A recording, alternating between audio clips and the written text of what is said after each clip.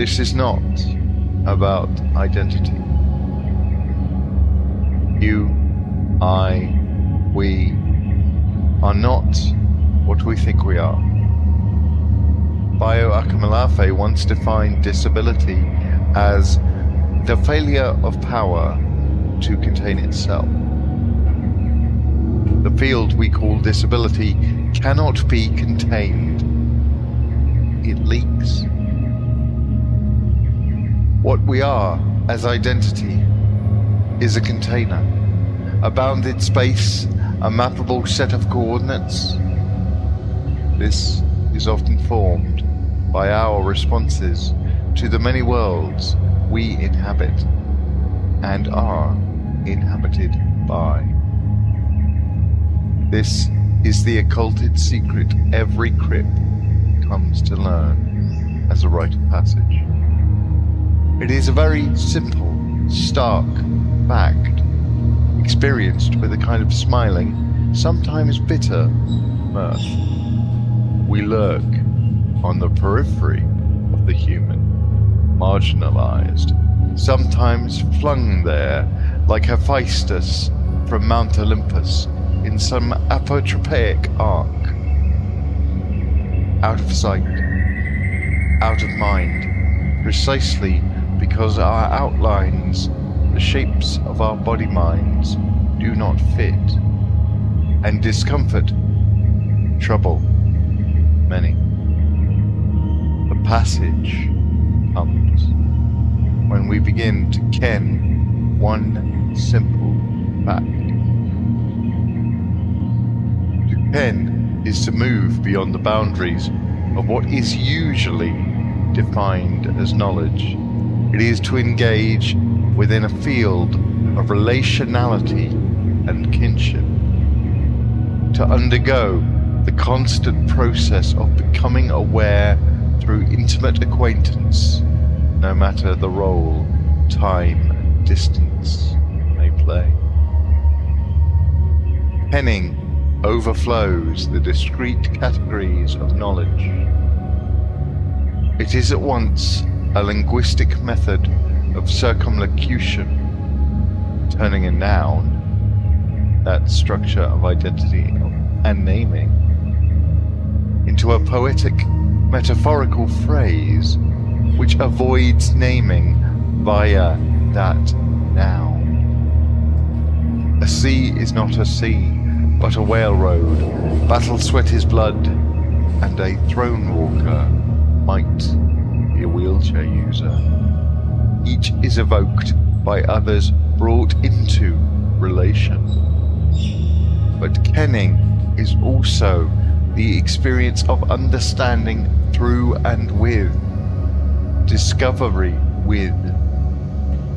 It decenters the knower as sole arbiter, requiring there be another presence in order for recognition to happen.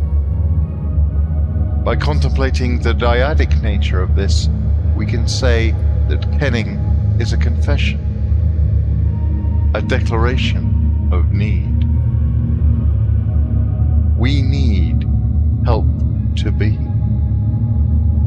There is always more than one party, and each party is themselves composed of the queer excess of kennings, and thus we might say that each presence, thing, and being needs as verb.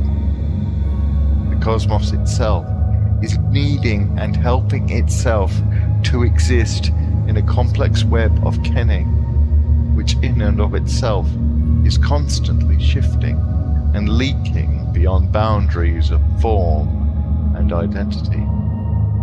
Each named thing exceeds its own naming.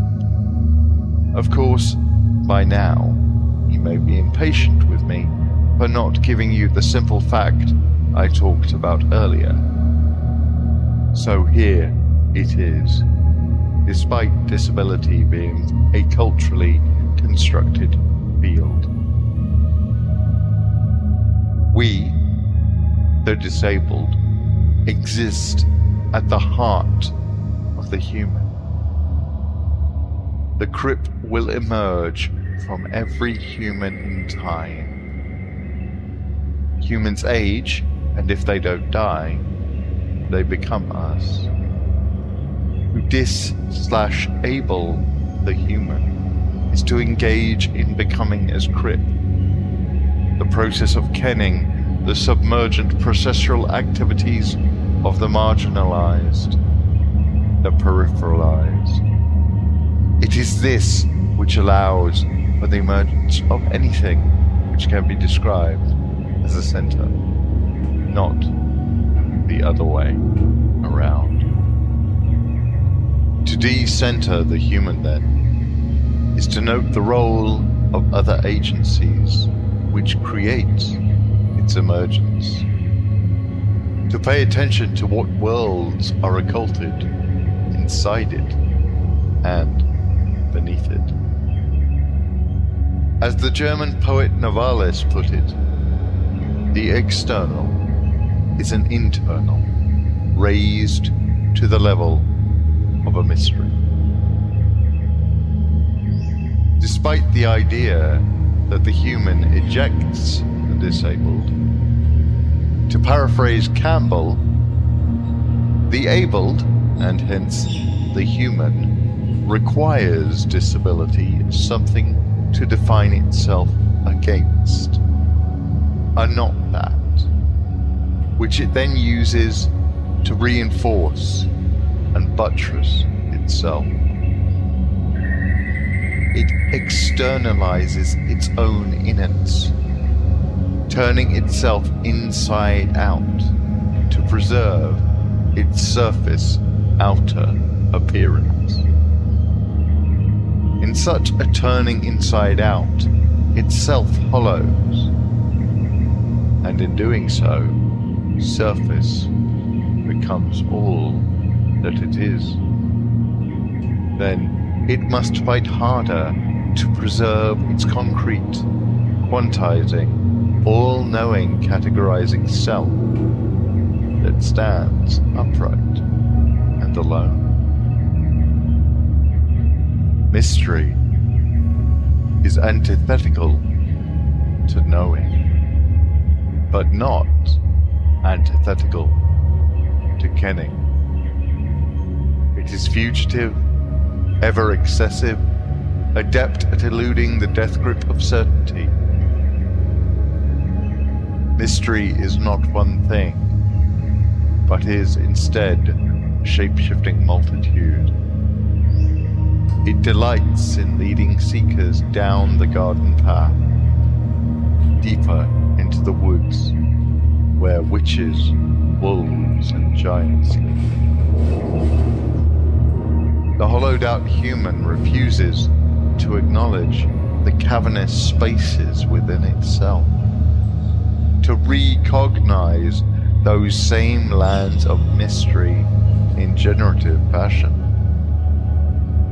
It cannot ken that the strange worlds lying beyond the pale are inside, that they are simultaneously within and beneath the hollow, deeply denied presence it names void. To do so would be counterproductive to the project of the human subject. It knows itself, is legible, visible, as it projects outwards, expanding ever further in its quest to shape all it encounters into its own image, its own borders, believing its own propaganda that it is reordering, redacting the unknown into the known. It cannot conceive that the mystery exceeds its boundaries and will never be captured. This is why it names the void so. To say otherwise would acknowledge the failure of its mechanisms, capture and redaction. It would require acknowledging that the very thing it requires to be outside is its own ground, which it struggles to deny. That it is not, in total control and is, in fact, as leaky as a sieve. That it is failing as a container, and its much vaunted surface is covered in cracks and holes. The topos of that surface is thus moved and shifted by the tectonics of which the cavern is but an entryway.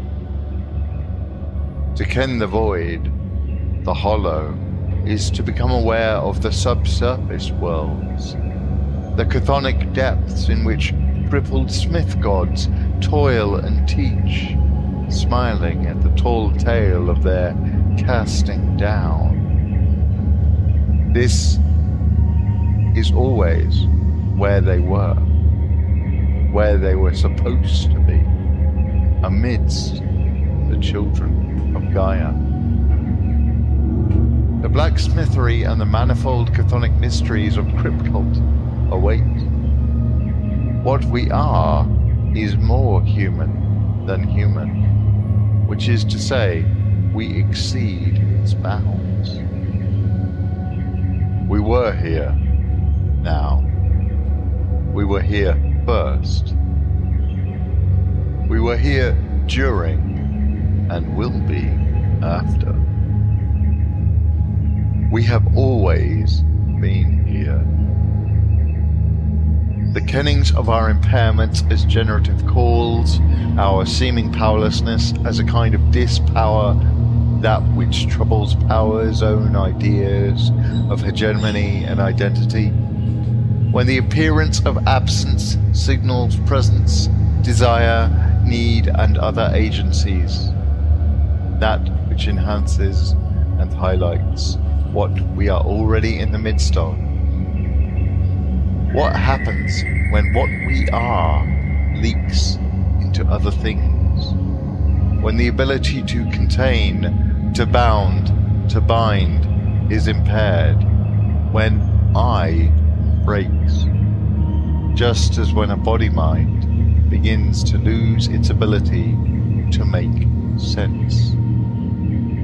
That is where the human fails to maintain itself and begins to break down and leak vitalities which are sensed and sensing, but do not make sense.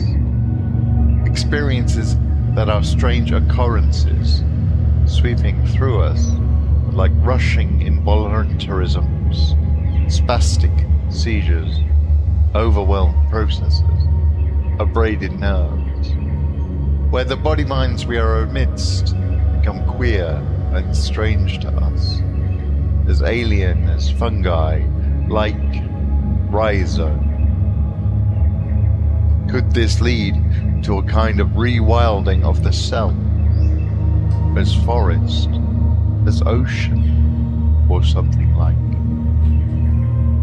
The horde of others inside the self. More than can be expressed as, quotes, porous assemblage, the notions of pack, band, etc. have a rich philosophical history expressed in the works of Deleuze and Guattari.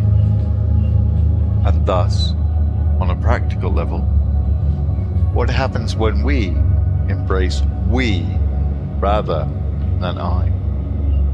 Acknowledging absence, incompleteness, and mystery. What does it do to our ideas of trust if we accept that the totality and control is impossible, and yet there is always